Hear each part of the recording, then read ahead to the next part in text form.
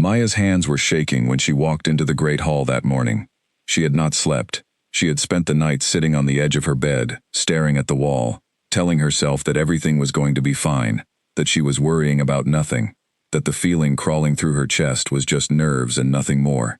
She had told herself a lot of things that night, and she had believed none of them. The hall was already full. Every member of the Greywood pack had come, which was unusual for a Monday morning in late autumn. The benches were packed from one end to the other, and the air inside smelled like wood smoke and tension. Children sat on their parents' laps. Old women whispered to each other behind their hands. The men stood in clusters near the back walls, arms folded, faces unreadable. Maya was 15 years old, and she did not understand why there were so many people here. Her mother had told her to dress nicely. Her mother had braided her dark hair and pressed a clean blouse into her hands and told her to hold her head up. But her mother had not looked at her while she said it. Her mother had looked at the floor, and that was the thing that had kept Maya awake all night. She found a seat near the middle of the hall, next to her cousin Davy, who was 12 and already almost as tall as her. Davy leaned over and whispered that he heard it was a bonding ceremony. Maya said she did not know what that meant, not really, even though she had a feeling she did. Every wolf child in Greywood grew up hearing stories about the bond, the invisible thread that connected two people, the pull that could not be explained or argued with, or undone. She had grown up thinking it sounded beautiful.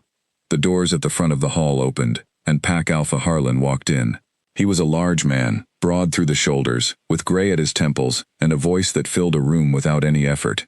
Behind him came his wife, and behind her came their son, Owen. Maya felt it the moment Owen stepped through the door. It was not subtle.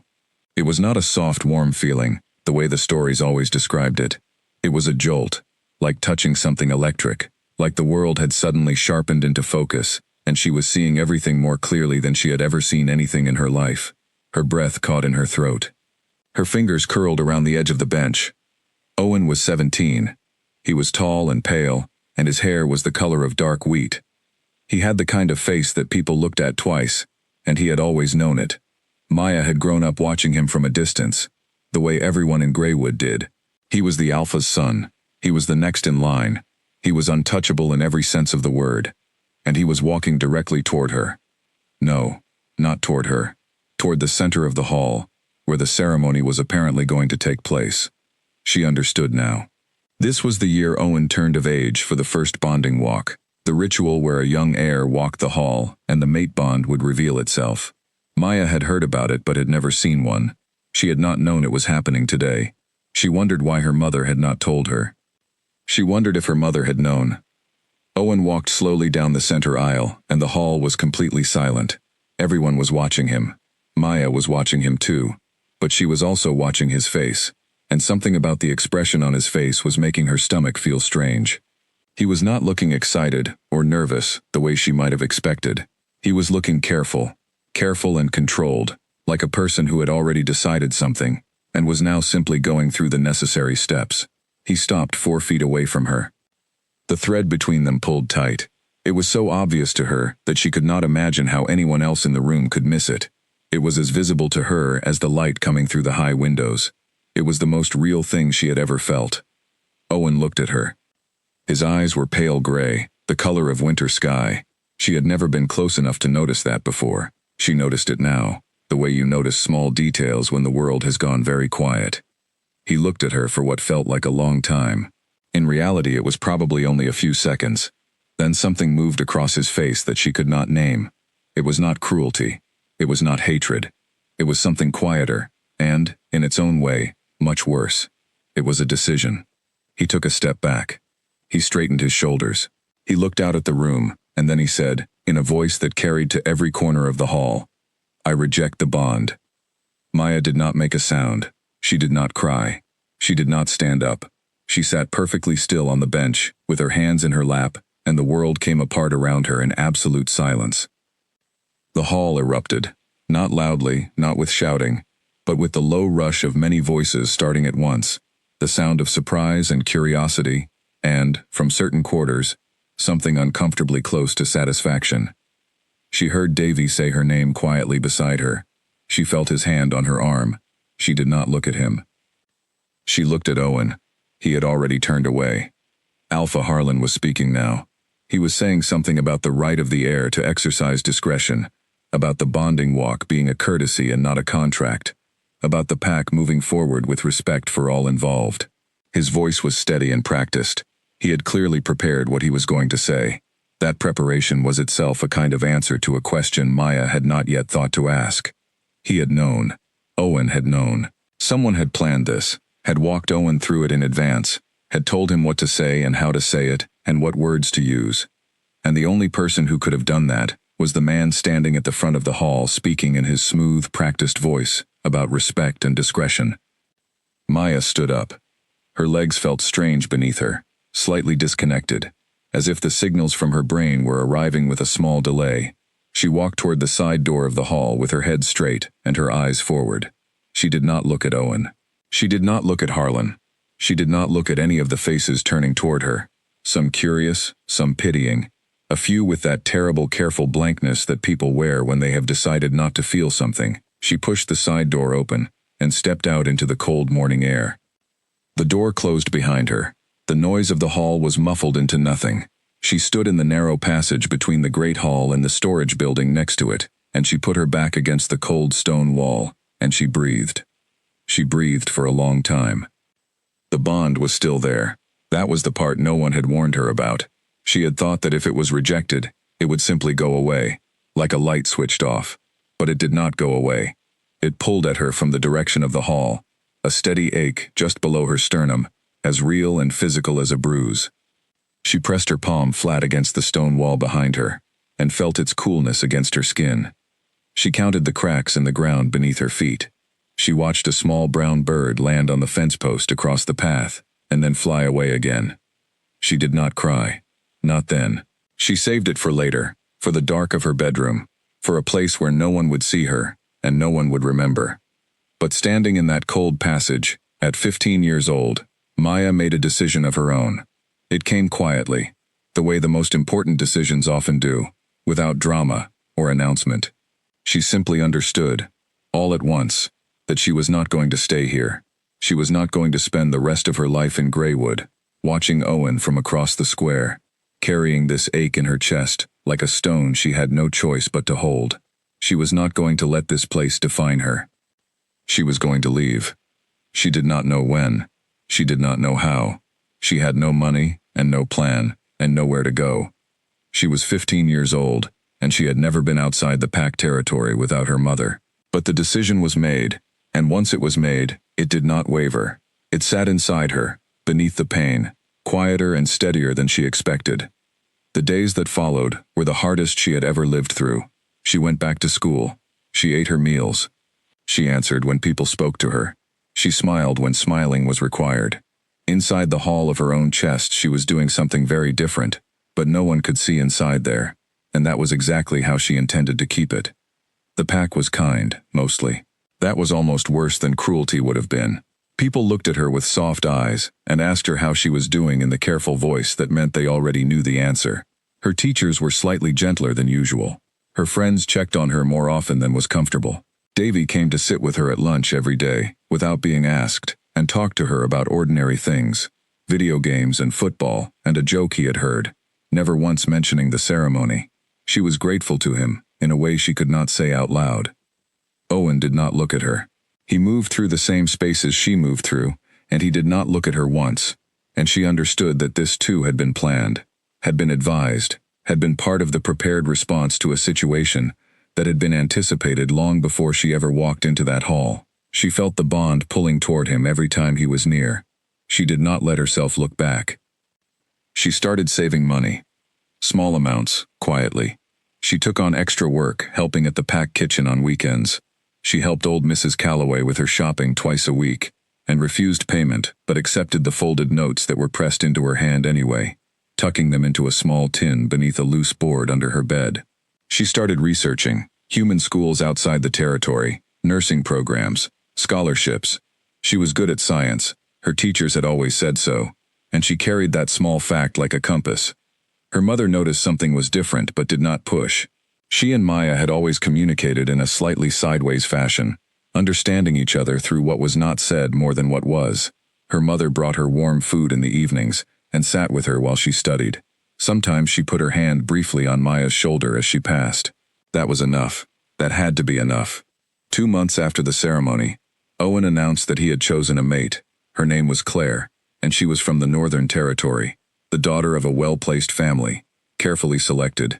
None of the messy unpredictability of the bond. The announcement was made at dinner. Maya was sitting 12 seats down the table when it happened.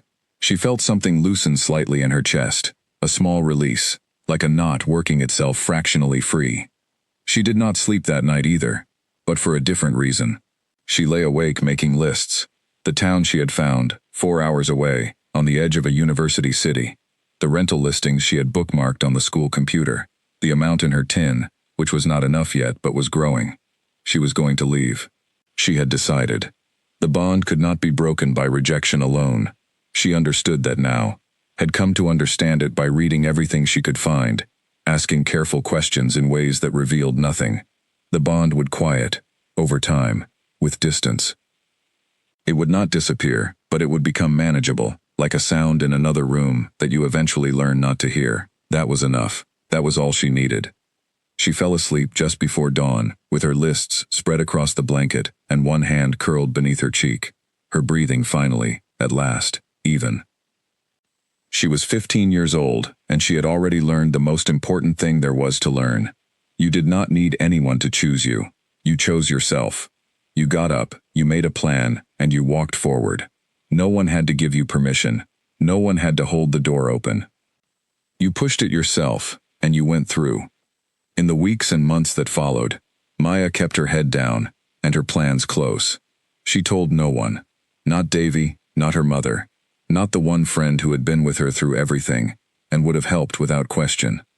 She kept it all inside, and she kept moving forward one quiet step at a time.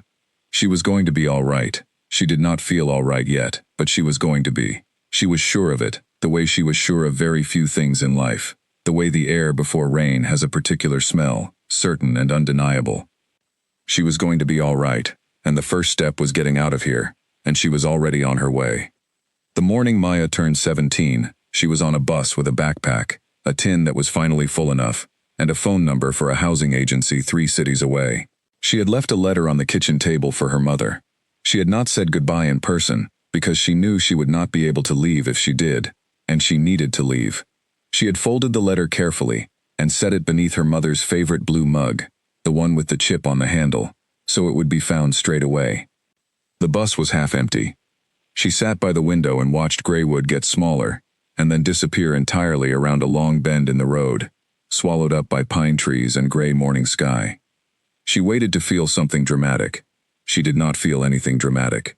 She felt tired and hungry, because she had been too anxious to eat, and underneath that tiredness, there was something that was not quite relief, but was close enough to count. She was gone. She had done it. The city she arrived in was called Millhaven, and it was nothing like Greywood. Greywood was small and old and organized around a rhythm that everyone in it understood. Millhaven was loud and wide and indifferent in a way that Maya, immediately, privately loved. No one looked at her twice when she came off the bus. No one knew her name. No one had soft, careful eyes for her or voices trimmed with pity. She was simply a young woman with a backpack standing on a pavement outside a bus station, and the city moved around her as if she were perfectly ordinary. She intended to stay that way. The housing agency found her a room in a shared house near the university. 4 other women, all students, all busy. They were polite and distracted in the way of people who have too much to do to invest deeply in anyone new. Maya was grateful for this. She introduced herself as Maya Cole, dropping her pack name entirely. And no one asked any questions, because no one here thought in terms of pack names or territories, or the weight that such things carried. She enrolled in a day college program, applied for the scholarship she had been tracking for months, and got a part-time job at a pharmacy where she stacked shelves and cleaned, and, over time, became quietly useful to the pharmacist, a small, precise woman named Gloria, who noticed that Maya learned things quickly and retained them without being reminded. For the first 8 months she was in Millhaven, she thought about Greywood every day. She thought about Owen every day too, which she had expected and hated herself for slightly, but she had read enough to know that the bond did not simply switch off because you wanted it to. She thought about him the way you think about a wound that is healing, with a constant low awareness that fades slowly as the scar tissue builds. The bond pulled less. That was the honest truth of it. With distance, with time, with the business of surviving in a new place and building a life with her own hands, it pulled less. She also discovered something she had not expected: being away from the pack, away from the constant awareness of hierarchy and bloodline, and the particular weight of being looked at by people who knew everything about you. She discovered she was capable of things she had not known about. She was sharp, not just in the way her teachers had always noticed, but in a wider sense. She made decisions quickly and got them right most of the time. She read people well. She stayed calm when things went sideways, which in a first year of living alone and managing money and navigating human systems went sideways fairly regularly. She also discovered her healing gift was stronger outside of Greywood than it had been inside it. She did not understand why, and she was careful not to use it in ways that could be noticed or questioned. But when she touched someone who was hurt, she felt it, the specific location and nature of what was wrong, with a clarity that was not normal. She kept this quiet.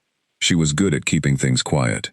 By the time she was 18, she had passed her first set of exams and been offered a place in a nursing program. The scholarship covered most of it. She worked the rest. Gloria wrote her a reference so warm and detailed that the admissions officer had apparently called Gloria directly to say she had never received a reference like it in 15 years of reviewing applications. Maya read that in the acceptance letter on a Tuesday evening, sitting at the small desk in her room, and she put the letter down and allowed herself exactly 3 minutes of sitting quietly, with her eyes closed. Then she stood up, put the kettle on, and started reviewing her schedule for the week. She was learning to do that, to feel things fully, briefly, and then move on. She was learning not to let feelings sit in the way they used to, heavy and immovable, filling the room. She was learning to have a life instead. She did not contact anyone from Greywood. Not Davy, whose messages had slowed after the first year and stopped after the second, as she had hoped they would. Not her old friends. Her mother she called once a month, brief calls, factual, assurances exchanged without detail. Her mother never asked where she was. Maya suspected her mother knew more than she let on, had perhaps always known more than she let on, and had made her own decision to let Maya go without being pulled back. She was grateful for that too. The nursing program was harder than anything she had done before, and she loved it, not in a comfortable, easy way, but in the way that things are love, when they demand everything you have, and then a little more besides. She was good at it.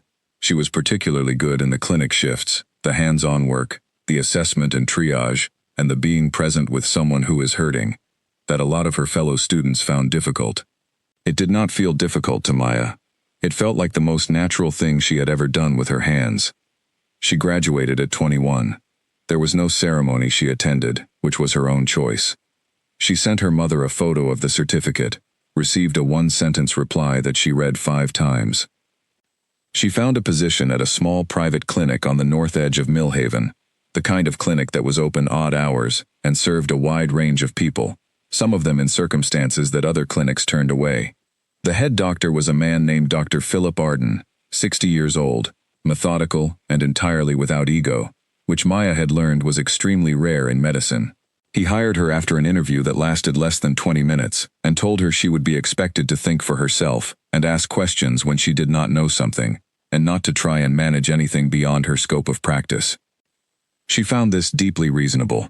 She told him so. He looked at her over his glasses with an expression she would come to recognize as his version of approval, and told her to start on Monday.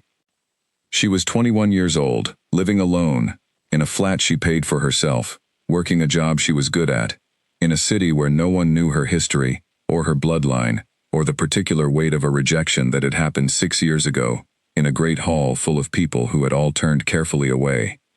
She had a small flat with one window that looked out over a quiet street.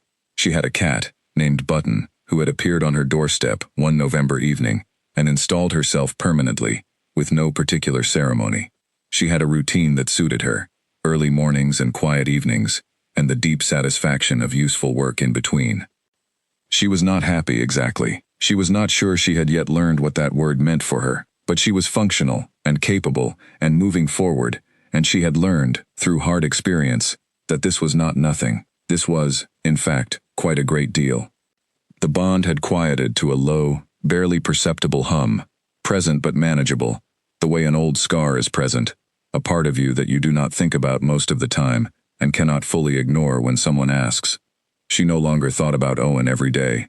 She thought about him occasionally, the way you think about weather that happened a long time ago, distantly and without heat. She had built a life from very little and very hard ground, and it held her, and she was all right. She did not know that all of this was about to change. She did not know that what she had spent years carefully and quietly constructing was about to be interrupted by something she had no plan for, no category for, no quiet way of managing. She did not know, because she was excellent at anticipating things. But she had learned to anticipate the things she could control, and simply exist inside the things she could not.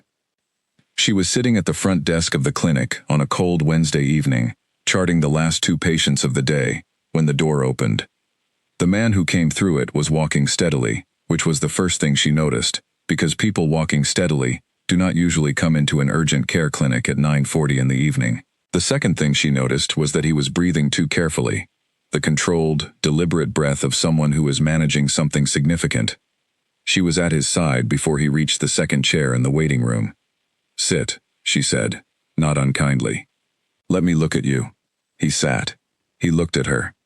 Maya had seen many faces in 3 years of clinical work, and she had learned to assess quickly, to sort information the way a triage nurse sorts patients, efficiently and without sentiment. She assessed his face now, late 20s or early 30s, dark hair, eyes that were a particular shade of deep gray-green that she noticed and then set aside because it was not clinically relevant, high cheekbones. A jaw that was set in the way of someone who is accustomed to being in control of things and is currently not fully in control of this situation, which annoyed him. "What happened?" she asked. "I fell," he said, "running." "Where does it hurt?" "Left side, below the ribs." She reached for her assessment kit. Her hands were steady. They were always steady. "Name?" "Calum," he said. "Cole."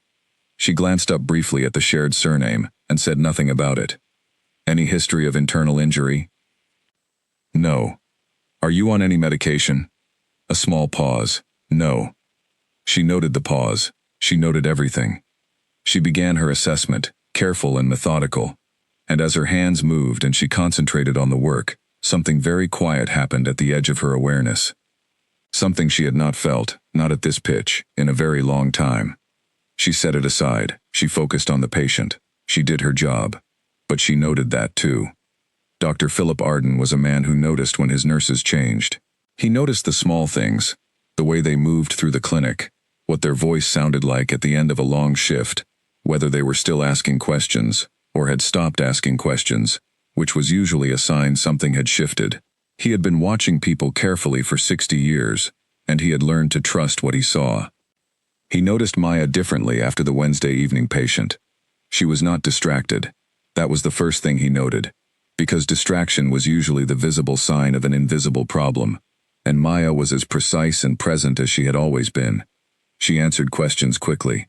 She completed her charts without error. She managed the morning clinic with the same quiet efficiency she always had, but there was something underneath all of that, some change in register, the way a piece of music sounds the same but has been tuned to a slightly different key.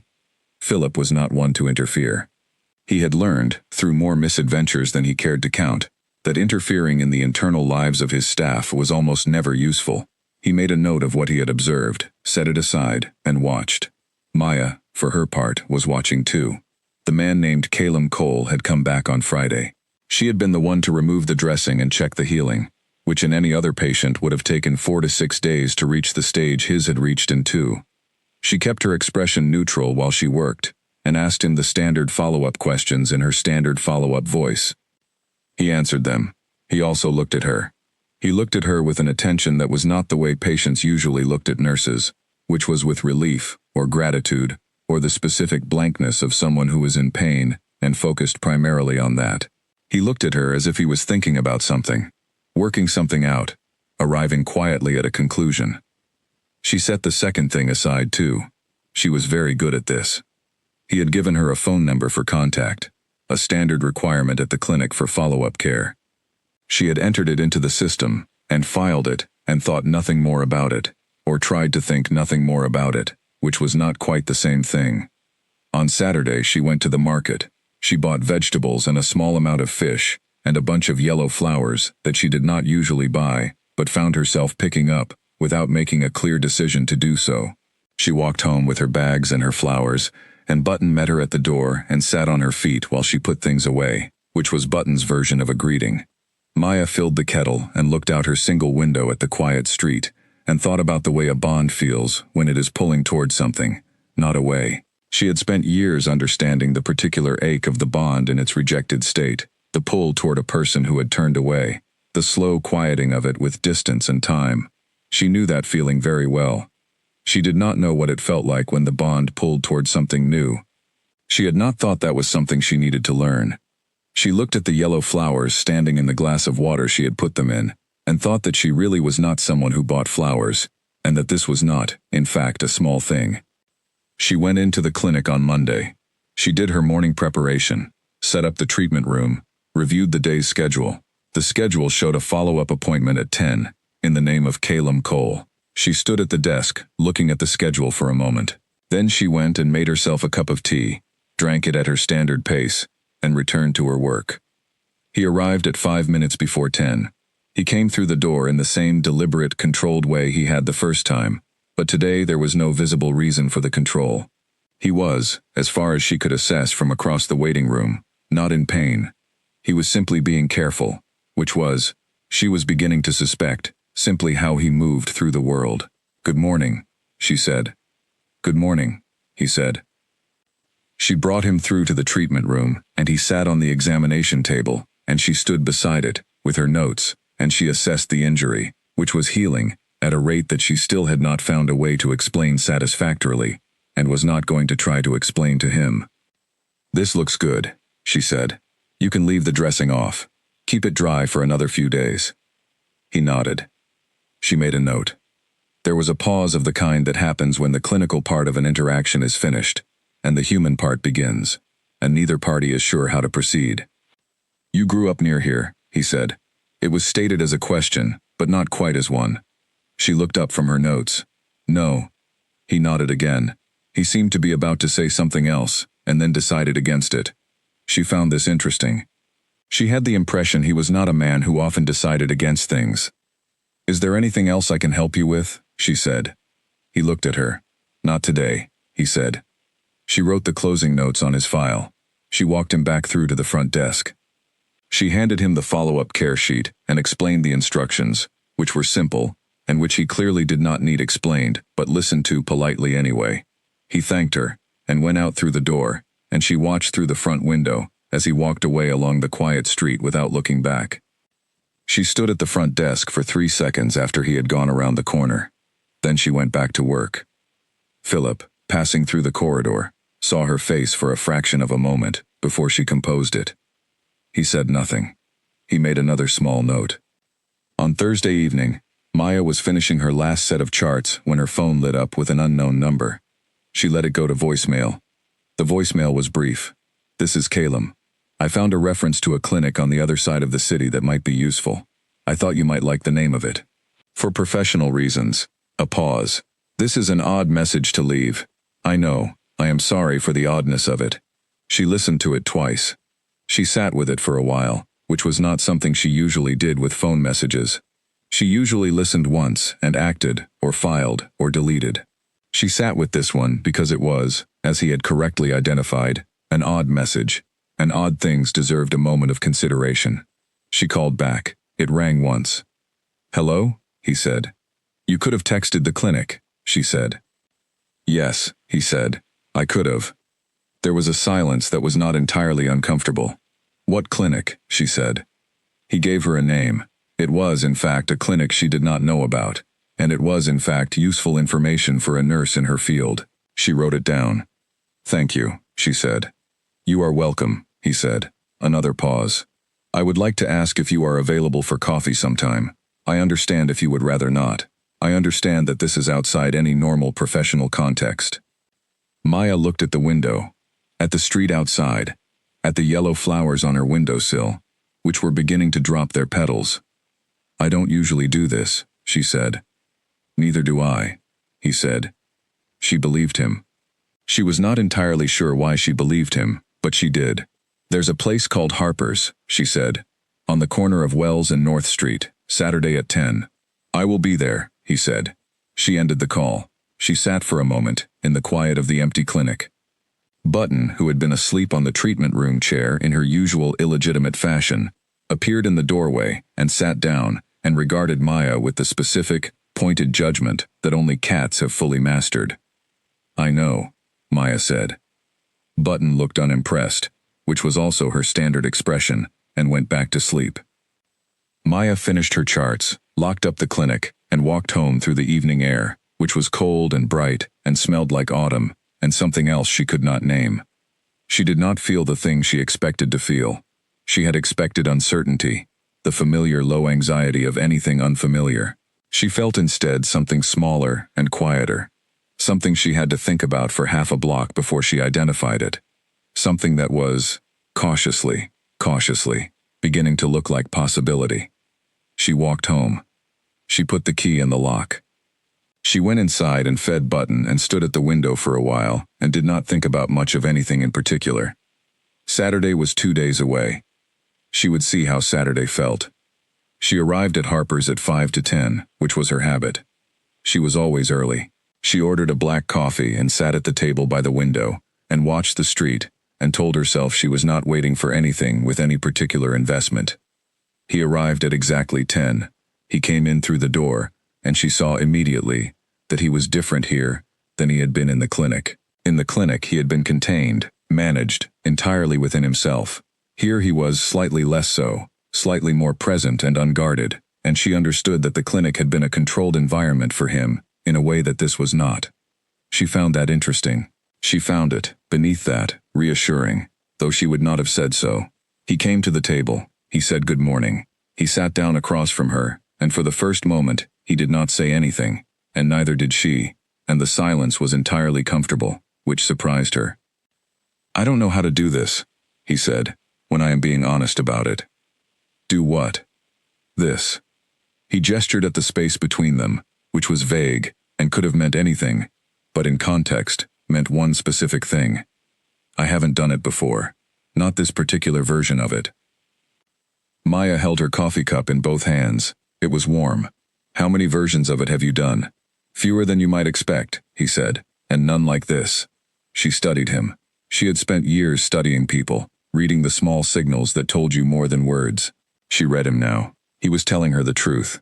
That was the overwhelming impression, that this was a person who was, at some cost to himself, being completely truthful with her, and that this was not something he did easily, or often, or with anyone. "Why me?" she said. He looked at her steadily. "You know why," he said. She did know. She had known since the first evening. She had set it aside, filed it, managed it, the way she managed things. But she had known. The pull was different from what she had known before. It was not the one-sided ache of the rejected bond, the reaching toward something that turned away. This was mutual, and she could feel that it was mutual, and that changed everything. "I have to tell you something," she said. "All right. I was bonded before. Or almost." It was refused. She looked out the window briefly. "I was 15. I have spent a long time being careful not to end up somewhere like this again." He was quiet for a moment. Not the quiet of discomfort, but the quiet of genuine consideration. "That must have hurt," he said. "Yes," she said simply. "I am not going to refuse," he said. "I want you to know that. I know that is a significant thing to say in a coffee shop on a Saturday morning to someone I have had 2 appointments with. I am saying it anyway, because I think you deserve to hear it plainly." Maya looked at him. She thought about the girl she had been at 15, sitting in that cold passage between buildings, pressing her back against cold stone. She thought about the tin under the floorboard, the bus, the yellow flowers on her windowsill, which was apparently just who she was now, a person who bought flowers.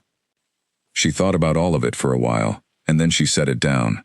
Not away. She was not putting it away. She was setting it down beside her, where it was accessible, where she could look at it if she needed to, but where it was not the only thing she could see. She looked across the table at the man sitting there who was, she could now admit, the most quietly compelling person she had ever encountered, and who was looking back at her with an expression of patient honesty that she had seen almost nowhere in her life. "Tell me about yourself," she said. He did not look relieved exactly. He looked like a person exhaling after holding still for a long time. He folded his hands on the table and he started talking, and she listened, and outside the window the Saturday morning moved along at its ordinary pace, and knew nothing about what was beginning inside the warm corner of Harper's coffee shop. She did not know, even now, exactly where this was going. She had not planned for it. She did not have a tin, or a list, or a scholarship application for this particular situation. She was navigating without a map for the first time in a long time. That should have frightened her. It did not. It felt instead like something she had been in training for, without knowing it, for a very long time. By the fourth Saturday, she knew considerably more about him than most people who had spent years in his company. She knew that he had grown up in the Northern Territories, which she had pieced together from things he said without saying them directly. She knew that he ran an organization of significant size and complexity, the details of which he was careful about, though not in a way that felt deceptive, but in a way that felt prudent. She knew that he was meticulous about almost everything, and had a specific method for making coffee that he had explained to her once, with a seriousness that she had found both slightly funny and oddly endearing. She knew that he was not good at small talk in the conventional sense, but was excellent at actual conversation, which she understood to be a rare and different thing. She also knew that the bond between them was no longer something she could file and set aside. It had been growing steadily since that first evening, not in the pulling, aching way she had known before, but in the way of something building, filling in around the edges of her life, in a way she had not expected, and was not sure she entirely had permission to trust. She had not told him everything. She had told him about the rejection, briefly and without detail. She had not told him who she was, not fully, not the bloodline and the gift and the pack and the history that came with it. She had told him she was from a closed community. He had not pushed. She appreciated that he did not push. She was still working out how much of herself she was prepared to hand over, even to someone who was beginning to feel, against every careful calculation she had made, like someone she might actually trust. She was coming home from her shift on a Tuesday evening, walking the 4 blocks from the clinic to her flat, when the car pulled up beside her. It moved slowly, which was the first wrong thing. She clocked it without looking at it, keeping her pace even, keeping her breathing normal. The second wrong thing was the smell that came from it, which was pack, old pack, a particular territorial marker she had not smelled in years. The window came down. The man in the passenger seat was someone she did not know, but she knew what he was. She knew the specific flatness behind his eyes, the weight of someone who has been given a purpose and is executing it. "We know who you are," he said. His voice was calm, conversational. "We know what you are. We know who you have been spending time with." Maya kept walking. She had her phone in her coat pocket and her thumb on the emergency contact without taking the phone out. "He is not what you think," the man said. "You should know that before you make decisions that cannot be unmade." She turned the corner without acknowledging him. The car did not follow around the corner. She heard it pull away in the other direction. She walked the remaining 2 blocks to her flat at her usual pace. She let herself in. She sat down on her sofa with her coat still on, and Button climbed onto her lap immediately and sat there, which Button only did when something was wrong. She sat there for a while. Then she picked up her phone and looked at Caleb's number, which was the first time she had done so since their conversation at Harper's, and she thought about what she had built here over years of careful, quiet work, and she thought about what the man in the car had said, and she thought about the bond, which was pulling, right now, in Caleb's direction, with a clarity and strength that was no longer something she could pretend was moderate. She did not call. She thought about calling. She did not. What she did was set the phone down on the cushion beside her, and look at the ceiling, and breathe, and think. She was 22 years old, and she had spent 7 years becoming someone capable, and whole, and self-sufficient. She had done it by not flinching. She had done it by making one careful decision at a time, and standing behind each one. She was going to need to do that now. She was going to need to look at this clearly, and make a decision, and stand behind it. She looked at it clearly. She picked up the phone. She called Caleb's number, and she waited while it rang, and she thought, quietly and with great care, that she was not going to run this time. She was not going to pack a bag and leave a letter under a mug and get on a bus and become someone smaller somewhere new. She was done making herself small. She was done running. He answered on the second ring. "We need to talk," she said. "Not coffee shop talking. Real talking. I think some things are about to happen, and I think you know more about them than you have told me, and I think I know more than I have told you, and I am asking you to meet me, tonight, because I am not going to keep any more things in separate rooms." There was a pause. "I'll be there in 20 minutes, he said. She set the phone down. She looked at Button, who looked back at her with the particular, knowing gravity of a small animal who has decided to stay regardless. 20 minutes, Maya said. She took her coat off. She made 2 cups of tea. She sat on the sofa and waited. And for the first time in a very long time, she was not waiting in the way she used to wait, holding very still, hoping not to be noticed. She was waiting the way you wait when you have decided to stay, when you have decided that whatever is coming, you are going to be there for it, present and capable, and standing on your own 2 feet. She was going to be there. She was ready. They talked for 3 hours. She went first. She told him everything, in the order that things had happened, without omitting the parts that were painful, or the parts she was not proud of, or the parts that made her look like someone who had spent years running from things. She told him about Greywood and the bonding walk, and Owen, and the cold passage between the buildings. She told him about the bus at 17, and the tin under the floor, and the nursing program, and the years of quiet, careful work. She told him about the bond, what it had felt like, how she had learned to manage it, what it had felt like when he walked through the clinic door. She told him about the car and the man, and the words that had been said. He listened to all of it without interrupting. He sat across from her on the single chair that faced her sofa, and he held his cup of tea, and he listened with the full, still attention that she had noticed in him from the beginning, the quality of someone who was genuinely taking in what you said, rather than simply waiting for his turn to speak. When she finished, the room was quiet. Button had resettled herself on the windowsill and was looking out at the dark street. "My turn," he said. She nodded. He told her his name first, his full name, and she recognized it the moment he said it, because anyone who had grown up in any pack territory in the last decade recognized the name of the King of the Northern Alliance, the strongest and most powerful pack leader the continent had seen in 3 generations. His name was Caleb Hart. She had seen it in pack communications, in the second-hand news that passed between territories, the name attached to stories of order and strength, and a leadership style that other packs discussed with a mixture of respect and wariness. She looked at the man sitting across from her, who had eaten the shortbread biscuits she had put out with an entirely sincere appreciation, and had asked very politely to use her bathroom, and had called his phone message odd, and apologized for the oddness of it. He was a king. "Say something," he said. "You should have told me earlier," she said. "Yes," he said. "I should have. I was not ready to be him when I was with you. That is not an excuse. It is the truth." She considered that. She considered it seriously, because she understood, in a way she would not have expected to understand, exactly what he meant. She had spent years not being Maya from Greywood in Millhaven. She had spent years being simply Maya, nurse, competent and present, and uncomplicated by history. "The people in the car," she said. He nodded. "There are factions that do not want me to find a mate. There have been 2 attempts to remove me from leadership in the last 8 months. The people in that car were almost certainly connected to one of those factions." He looked at her steadily. "You are not safe in the way you were before I came here.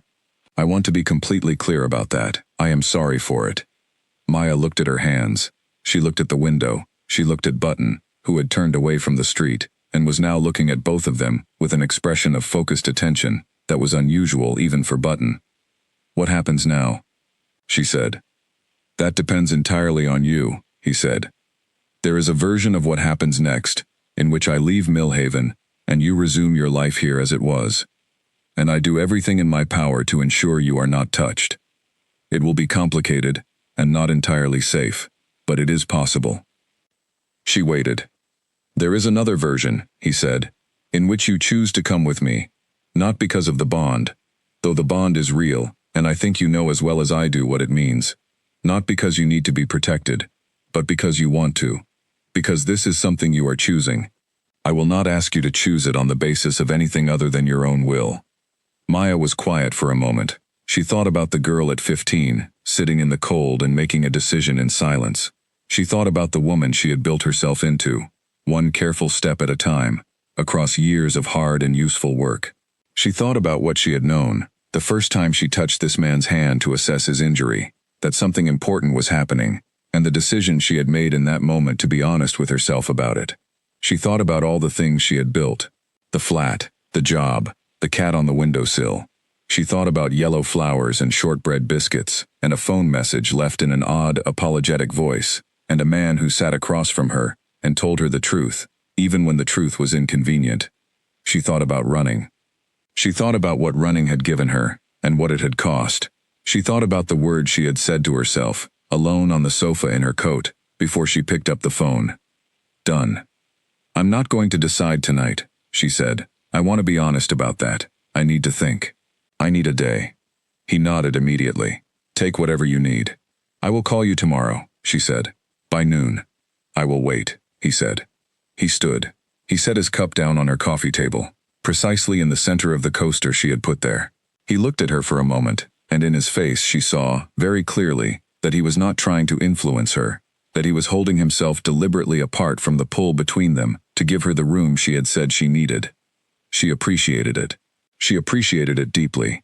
She showed it by walking him to her door and saying goodnight in a normal voice, and closing the door behind him, and standing in her own hallway breathing the quiet air of her own flat. She went to the window. She watched him go down the street. She watched him until he turned the corner and was gone. Then she went and sat on her sofa with Button on her lap and the quiet of the night all around her, and she thought. She thought slowly and carefully and without rushing herself, which was how she thought when it mattered. By midnight she knew what she was going to say. She did not call until morning, because she had said noon and she meant it, and the space between midnight and morning was hers, and she kept it for herself, which was something she had learned mattered. In the morning she called. He answered on the first ring this time. "I'm staying," she said. "I'm not leaving Millhaven. I'm not running anywhere. I'll come with you to handle whatever needs handling, but this is my home now, and I'm keeping it. I want to know what I'm walking into. All of it. No protected versions. No managed information. All of it." "All of it," he said, without hesitation. "And I am not doing this because of the bond," she said. "I am doing this because I have looked at it clearly, and I have decided. I need you to understand the difference." "I understand the difference," he said. "I am glad you are deciding." She looked at Button, who was on the kitchen counter doing something structurally impossible with her back legs. "You should come for breakfast," Maya said. "I'll make eggs, and then you can tell me everything you haven't told me yet." "I'll be there in 20 minutes, he said, for the second time, in less than 24 hours. She set the phone down. She got the eggs out. She was standing at the hob with the pan heating, when the thought arrived, quiet and clear, not dramatic, not accompanied by any particular feeling, except a steady, grounded certainty. This was not the life she had planned. She had not planned any of it. The king at her clinic door, the coffee shop, the flowers, any of it. She had spent years planning carefully, and moving slowly, and keeping things within the bounds of what she could control. And now something had come that she had not planned for, and she was still here, and she was going to keep being here, and the eggs were starting to sizzle in the pan. She was not running.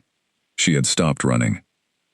She was just cooking eggs on a Wednesday morning in her own kitchen, waiting for a knock on her door. She was, for the first time in a very long time, exactly where she meant to be. The knock came at 7 minutes past the hour. She counted them, not obsessively, just in the manner of someone whose mind notices details without being asked. 7 minutes passed. She set the plates on the small table and opened the door. He had 2 cups of coffee from the place on the corner, which she had not expected. He held one out. "I passed it on the way," he said. She took the cup. She stood back to let him in. He came through the door and looked at the flat as if he was seeing it differently this morning, which she understood, because she felt she was too. They sat at the table. She served the eggs. Outside, the morning was clear and cold and bright. The kind of autumn day that felt like a gift, unearned and unnecessary and very welcome. "Tell me everything," she said. He did. He started at the beginning, the kind of beginning that people do not usually share, the private origins of how he had become what he was, the pressures and the cost and the decisions made in hard circumstances by a young man who had not been fully ready, but had had no choice except to be ready. He told her about the factions that had been moving against him for years, the specific people involved, the reasons, which were political and also personal, in the way that pack politics is always personal at its root. He told her about the assassination attempt that had brought him to her clinic, which had not been running, but had been considerably more serious, and had involved 3 men, and a specific type of danger, that he described, without graphic detail, but with complete clarity. She listened. She asked questions when she needed to, sharp, specific questions that he answered with the same directness she asked them. She ate her eggs. She drank the coffee, which was very good. By the time the morning light had moved across the room from one side to the other, she had a complete picture. It was not a comfortable picture. There was risk in it, real and serious risk, the kind that her careful nurse's mind wanted to assess and triage and build a response to. But it was a clear picture, and she had asked for clarity, and he had given it. "The bonding ceremony," she said, "if we make it formal, if it is acknowledged publicly, what changes? For the factions opposed to it, it becomes a different kind of problem. A formal, witnessed bond between a king and a mate cannot be challenged. It solidifies certain things they have been trying to destabilize for 2 years. And for us?" He looked at her across the small table. "It means I am asking you to step into a life that is considerably more complicated than this one. It means obligations, and visibility, and a role you have not trained for, though I suspect you would manage it better than anyone I have ever known." She looked at her empty coffee cup. She thought about obligations and visibility, and roles she had not trained for. She thought about a 15-year-old girl who had pressed her back against a cold stone wall, and decided, in silence, to survive. She had more than survived.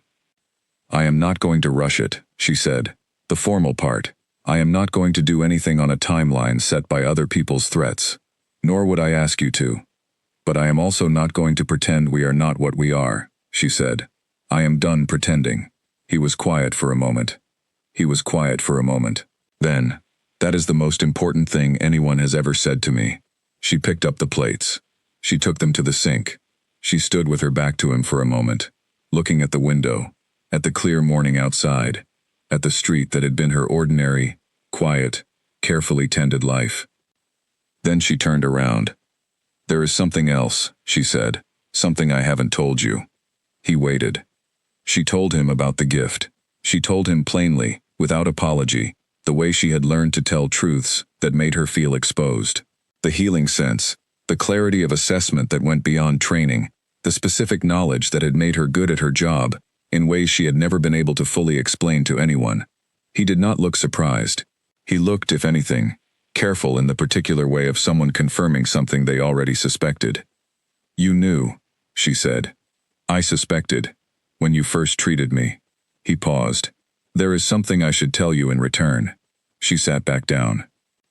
He told her about a bloodline, a very old one, the kind that pack historians wrote about, and ordinary pack members heard as legend.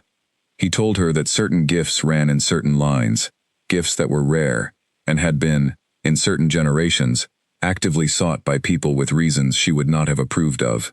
He told her that the rejection at 15, which had shattered her, and remade her, and set the course of everything, had not happened by chance, or by the ordinary cruelty of a boy who thought too well of himself.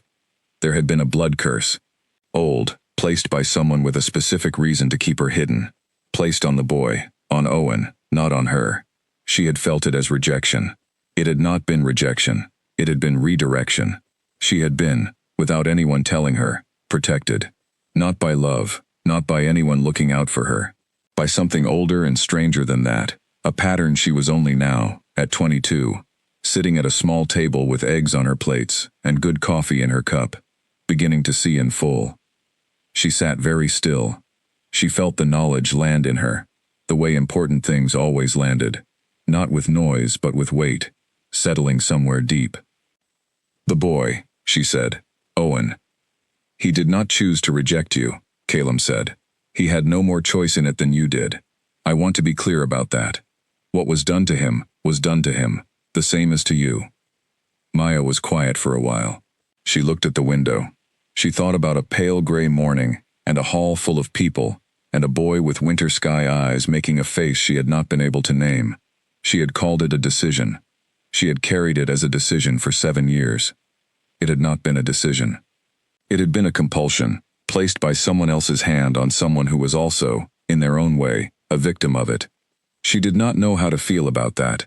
She did not try to decide how to feel about it in the next 3 minutes, because she had learned, painfully and well, that some things needed more than 3 minutes. What she felt, right now, at the surface, was something that she identified after a moment as the particular relief of a thing that has been set down. Not forgiven, exactly. Not resolved, but no longer carried in quite the same way. "What happens next?" she said. "That is still your question to answer," he said. She looked at him. She had come a long way. She had come a very long way from a cold passage, and a tin under the floor, and a bus on an early morning. She had built something real and something hers, without help and without anyone holding the door, one step at a time across years of hard ground. She was still that person. She was going to keep being that person. Nothing that had been said at this table changed any of it. But she was also, she understood now, more than that person. The gift and the bloodline and the bond and the king, sitting across from her at her kitchen table, all of it was real. All of it was hers, and she was not going to manage it at arm's length, or file it away, or learn not to hear it. She was going to look at it. She was going to walk toward it. She met his eyes across the table. "Tell me what we need to do first," she said. His face did something that was not quite a smile, but was the nearest thing to one she had yet seen from him, and which she found she wanted to see again. "First," he said, "we need to meet with 2 people I trust. I can have them here by this afternoon if you are willing." "This afternoon," she said. "Fine. I'll need to call the clinic and adjust my Thursday shift." He nodded. He reached for his phone. Maya picked up the plates and took them to the sink, and turned the tap on and washed them, which was the same thing she did every morning after breakfast. The same small, ordinary act she had performed in this kitchen hundreds of times.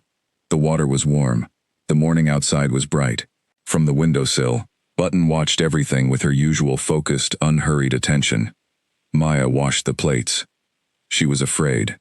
She could feel the edges of it, the real and reasonable fear of someone stepping out of a life they had built carefully, into something enormous and unknown. She was not going to pretend she was not afraid. She was also ready. Those 2 things could exist at once. She had learned that too, slowly and by necessity, over 7 years of being the only person responsible for herself. She set the clean plates in the rack. She turned off the tap. She dried her hands. "Tell your people to come at 2, she said. "I'll put the kettle on." They came at 2. They were a man and a woman, both older than Calum, both carrying themselves in the specific way of people who had spent a great deal of time in serious situations.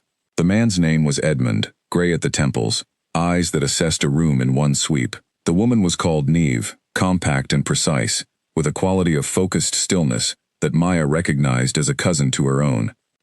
They sat in Maya's small sitting room, which had not been designed for 4 people and a cat, but managed adequately. Edmund and Neve looked at Maya the way she had expected powerful pack people to look at her, with a measuring consideration that was not unfriendly, but was not particularly warm either. She looked back at them in the same manner. She was good at this. She had been doing a version of it in emergency rooms and clinic settings for 3 years. Neve smiled first. It was brief, but genuine. "You are not what I expected," she said. "What did you expect?" Maya said. "Someone more anxious," Neve said. "People who have just found out who he is are usually more anxious." "I'll be anxious later," Maya said. "Right now I need information." Edmund made a sound that was not quite a laugh. Calum, sitting to Maya's left, said nothing, which she was beginning to understand was his version of approval. What followed was 2 hours of information, the kind of information that changed the shape of things, the factions, the specific individuals, the recent events, and what they indicated about what was coming. She listened with her full attention and asked questions, the same sharp, specific questions she asked in clinical settings, and received answers that confirmed what she had suspected. which was that the situation was more developed than she had been led to believe, and the timeline more compressed. "How long?" she said. Edmund and Niamh exchanged a look. "Weeks," Edmund said. "Not months." She nodded. She had expected that. She had been expecting something like that since the car on Tuesday evening, had been running it through her mind without fully naming it. Weeks meant decisions made now, not later.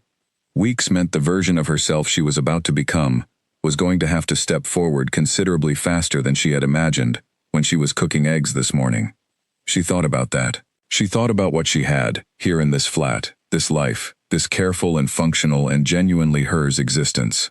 She thought about what she was being asked to step into. She had not built all of this to hand it over. She was clear about that. This flat, this job, this city, these were not things she was going to simply set down and walk away from. They were hers, paid for by years of work and intention. She was keeping them. But she was also not going to sit inside them while something real and important required her to stand up. "I need two things," she said. "First, Dr. Arden keeps his clinic. Whatever happens, whatever the Alliance needs, Philip Arden and his clinic are untouched and supported. He is a good man, and his patients need him." No one objected. "Second, I am not going to pretend I know how to do this. I am going to ask questions and make mistakes, and I expect honest answers, and I expect not to be managed. If anyone in this structure thinks the right approach with me is to manage what information I receive, they should say so now, so we can resolve it." Niamh was looking at her with an expression that had moved past measuring into something that looked remarkably like relief. "Understood," she said, completely. Edmund nodded once. It was the kind of nod that indicated agreement, and also some degree of personal reassessment. Calum still said nothing. He was watching her with an expression she had not seen on him before. Something open and careful at once. Something that she understood, with a certainty that had nothing to do with the bond, and everything to do with 3 weeks of paying attention, was very close to what he looked like when he was fully at peace with something. She turned back to Edmund and Niamh. "Right," she said. "Tell me the rest." They told her the rest. The afternoon moved forward. The room filled with information and possibility, and the specific gravity of things that were going to happen regardless. And the question was only what shape you took when they happened. Maya sat in the middle of it, at 22, in her own small sitting room, with Button asleep on the chair and the kettle ready in the kitchen, and she shaped herself around what was coming, with the same care and attention she had used to shape every other thing in her life. She was not 15, sitting in a cold passage. She was not 17, alone on a bus with a tin full of saved money. She was not 21, eating lunch alone in a hospital canteen with a scholarship letter in her bag and no one to tell. She was here. She was whole. She was capable and real, and standing on ground she had built with her own hands. Whatever came next, she was going to be there for it. She was not going anywhere. On the morning it all came forward, the sky above Millhaven was the particular shade of pale gray that comes before snow, soft and heavy, and full of something that has not yet happened. Maya was at the clinic. She had been at the clinic since 6, which was 2 hours before her shift began, because she had woken at 4:30, and understood immediately that sleep was not something she was going to find again. She had texted Calum at 5. He had replied within a minute, which told her he had not slept either. The clinic was quiet at 6 in the morning. Philip Arden came in at 7, looked at Maya behind the front desk, and said, "You look like a person who has something on her mind." "I have several things on my mind," she said. "Is there anything I should know?" She looked at him. She had told him some of it, not all of it, the version she could tell without requiring him to change his understanding of what she was. She had told him there were people who were being difficult, and that she was addressing it. He had accepted this with the calm practicality she had come to rely on in him. "There might be some people outside the clinic today," she said.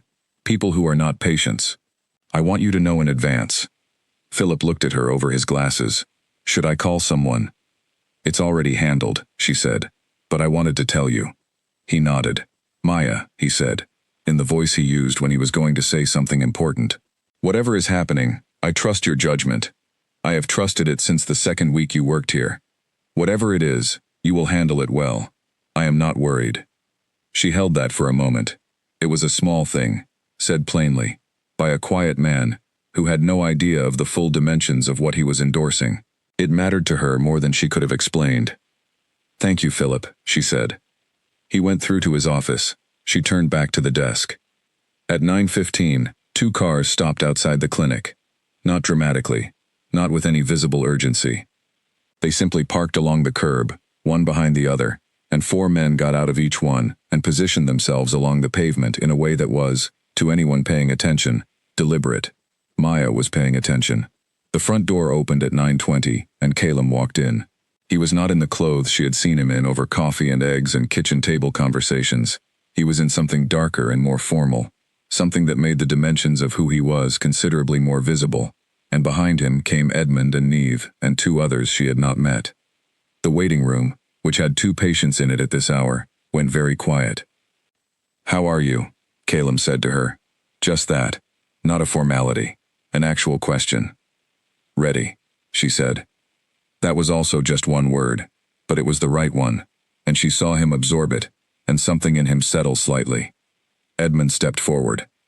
He explained to the 2 patients, gently and clearly, that the clinic would be reopening in a short while, and that they would be seen, and their needs attended to, and could they please wait outside, or return in 30 minutes. They went. Maya did not watch them go. She was watching the door. They came through it 2 minutes later. 3 people. She recognized 2 of them from descriptions. The third was unknown to her. They came in with the confidence of people who expected the room to rearrange itself around them, and the room did not rearrange itself, because there were more people in it than they had apparently anticipated, and none of those people moved. What happened then was not a confrontation in the way she would have understood the word before all of this. It was a conversation, formal and precise and very serious, conducted with the specific discipline of people who understood that what was said here was going to matter for a long time. Edmund and Neve did most of the speaking on their side. Calum said little, and said it with the kind of authority that did not need volume or repetition. Maya stood beside him and said nothing, which was the right thing to do in this particular moment, and which was also harder than it looked, because she was not by nature someone who stood at the side of things. The third person, the one she had not recognized, looked at her at a certain point in the conversation and said, in a voice that was trying to be dismissive, "She doesn't know what she's involved in." Maya looked back at him. "I know exactly what I'm involved in," she said. "I have been briefed completely. I have read every document. I have asked every question I could think of, and received honest answers to all of them. I am not new to this room. I simply haven't been in this room before. And those are not the same thing." He looked at her for a moment. He did not try to dismiss her again. The conversation concluded. It concluded in the direction it needed to conclude, not without difficulty, not without a specific, hard-won sequence of statements and responses, and a final clarity of position that left no room for interpretation. When it was done, the 3 people went back through the door, and the cars outside moved away. The room was quiet again. Philip Arden was standing in the doorway of his office. He had come out at some point during all of it. He was looking at Maya with an expression she had never seen on him before, which was, she thought, something close to wonder. "Would anyone like tea?" he said. There was a short silence, and then Neve said, "Yes, please," in a voice that suggested she meant it, and the room exhaled, and someone laughed, briefly and genuinely, and Maya put the kettle on. She moved through the small kitchen at the back of the clinic, filling the kettle, finding mugs, locating the biscuits that Philip kept in the 3rd drawer from the left. Her hands were steady. They were always steady, in the moments that mattered. Calum appeared in the kitchen doorway. She felt him before she saw him. "You were extraordinary," he said. She set the mugs out. "I was clear," she said. "There is a difference." "There is," he agreed. "You were both." She turned around. She looked at him in the narrow kitchen, in the ordinary light of a morning that had turned into something she would not forget, with the kettle beginning to hiss, and the mugs lined up, and the biscuits in their packet on the counter.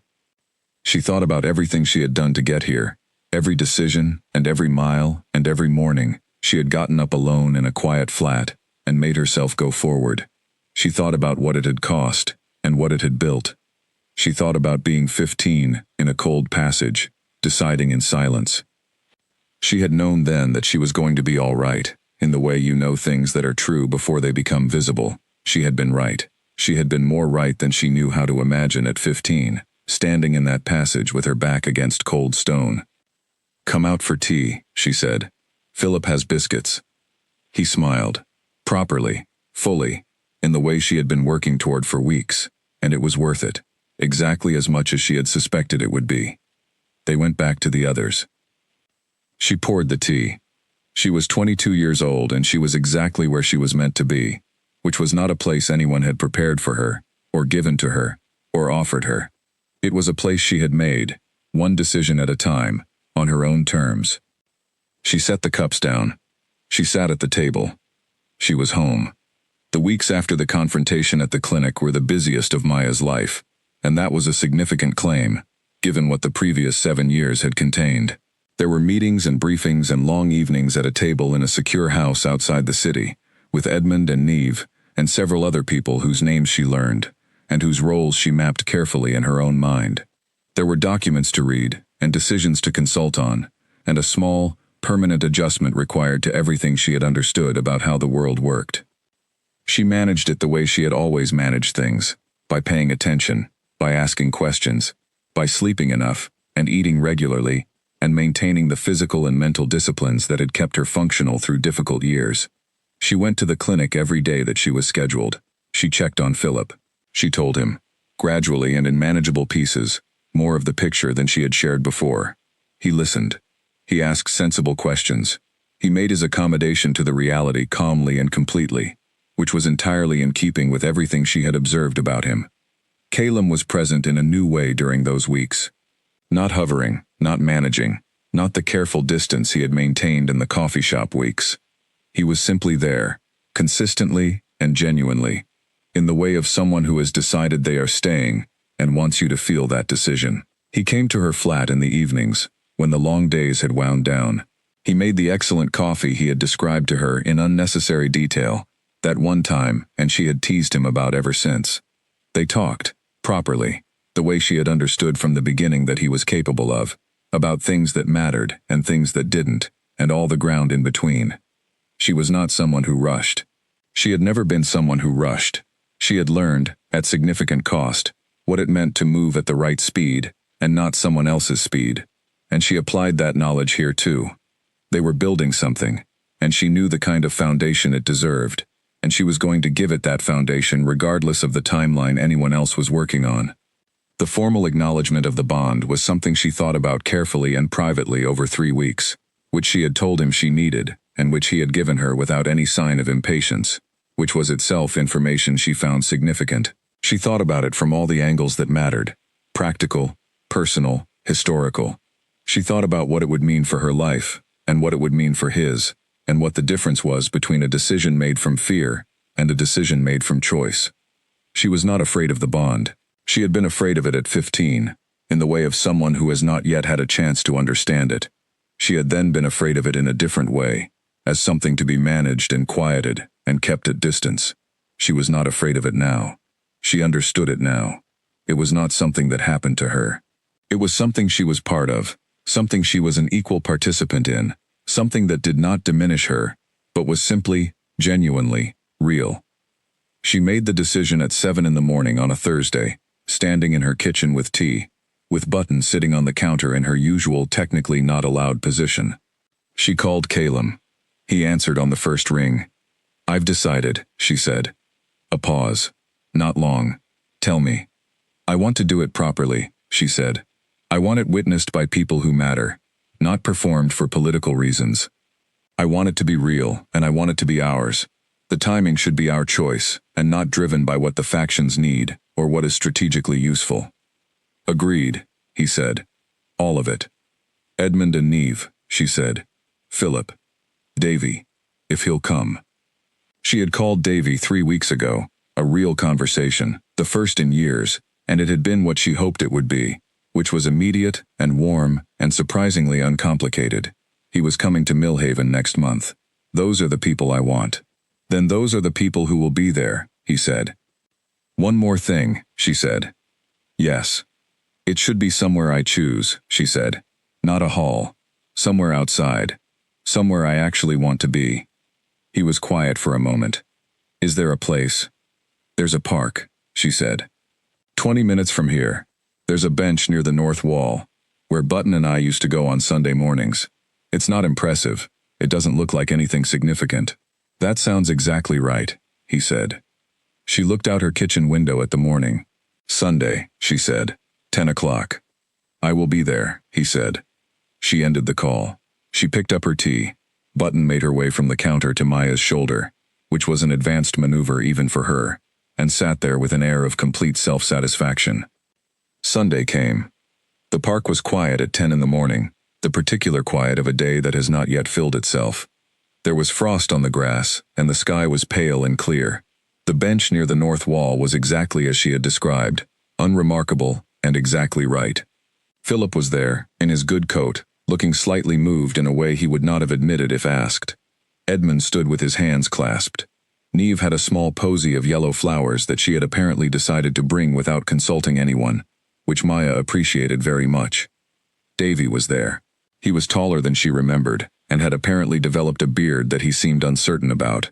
He looked at her when she arrived and said nothing, which was his way, and she looked back at him and said nothing, which was hers, and they understood each other entirely. She had walked to the park alone. She had wanted the walk alone, the last private minutes of being simply Maya, nurse, person who bought yellow flowers, and had a cat with strong opinions. She had walked slowly, and let herself feel all of it, the cold air and the frost and the morning light, and the life she had built all around her, visible and real, and entirely hers. She arrived at the bench. Calum was there. He was not in formal clothes. He was in the ordinary clothes she had seen him in most mornings. Dark jacket, the kind of face she had learned to read as well as she had learned to read anyone. He was watching her come across the grass, and his expression was the open, careful one, that meant he was fully present and not performing anything. She stopped in front of him. "Hi," she said. "Hi," he said. It was not what you would choose to say, probably, at a moment like this. She liked that it was what they said. It was real. It was theirs. The formal part was brief and plain, the way she had asked for. The acknowledgement of the bond spoken clearly and without flourish, witnessed by the people she had named, sealed in the old way that needed no ceremony, beyond the words themselves and the honest intention behind them. Niamh pressed the yellow flowers into her hands afterward.